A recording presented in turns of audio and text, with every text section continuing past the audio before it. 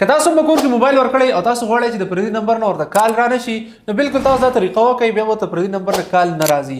ویډیو ځان سره سیو کړئ د پیدي ویډیو دا شیر هم کوي چې هر سړی دا سیټینګ د کور په موبایل کې وکړي. دې لپاره موږ یو اپلیکیشن ډاونلوډ کوو. دغه اپلیکیشن موږ د پردي نمبر کال بندوي. لاړ شئ په خپل موبایل کې کروم د بل براوزر ته سرچ کړئ پکې AFK وینام څنګه تاسو پر سکرین ښکاري. کله تاسو دا سرچ کړئ فرست نمبر کوم ویب سټ تاسو راوړي دا اوپن کړئ. دلته کې بر سرچ بار دی په سرچ بار کې تاسو سرچ کړئ کال بلاک. کله تاسو کال بلاک سرچ کړئ دا پوسټ تاسو راوړي دا پوسټ اوپن کړئ. لاندې سکرول کړئ ډاونلوډ بٹن ته پرې باندې کلیک کړئ.